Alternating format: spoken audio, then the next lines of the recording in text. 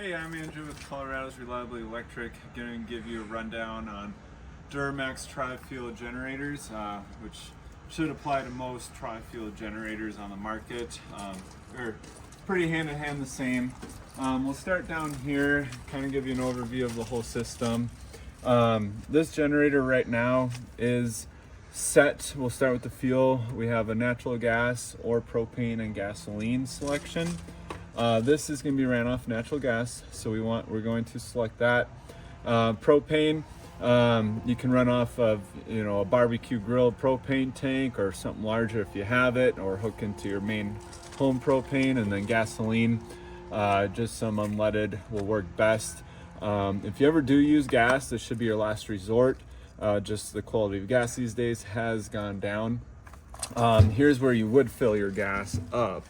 And typically, the best way to store gas is have it either 100% full or 100% empty. Having it empty avoids any breakdown of the gas to cause buildup in your carburetor. Having it 100% full doesn't allow oxygen to be in the tank and allow that breakdown. So I always recommend 100% full, but either should work.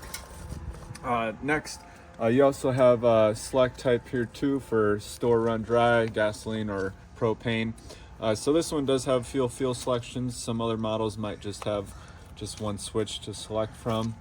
This is your gas hookup. We'll go through that on our startup video. Down here we have an oil fill. So if you take that out, you'll have your dipstick.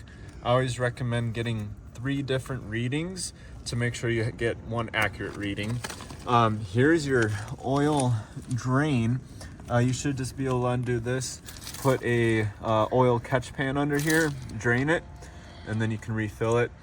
These take usually around 2 quarts of oil. However, once you fill it once, you do have some extra oil in there, so it might only be a quart and a half that you need to refill it with. But fill it and then watch your dipstick as well, and make sure this is on level service when you do that.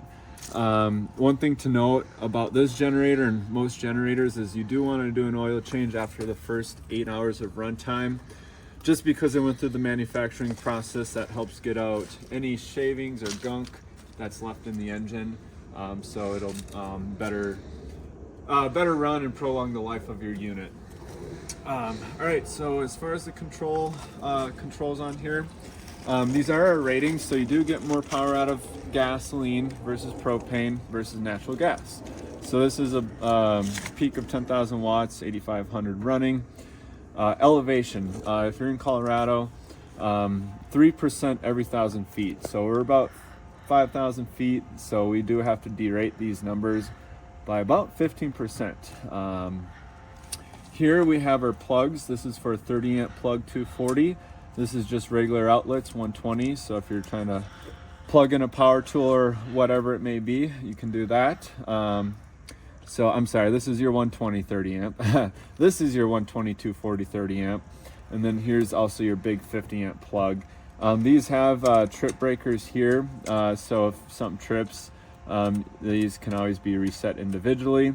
This is your main breaker for all of these. Turn these on and off to disconnect any of these power. Here you have an idle control. I recommend leaving this off.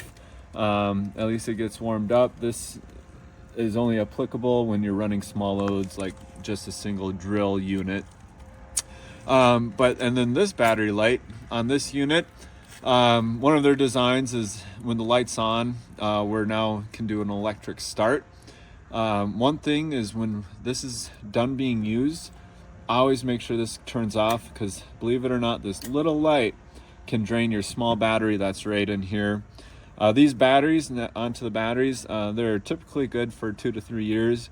You should be able to find a replacement off Amazon or directly from DuroMax. And then here's your engine start button for the electric start. This unit also has a pull start if the battery is dead, which is located on this side, so you can pull the start. You also have your air box. It has an automatic choke. And then around on this side, you do have your exhaust.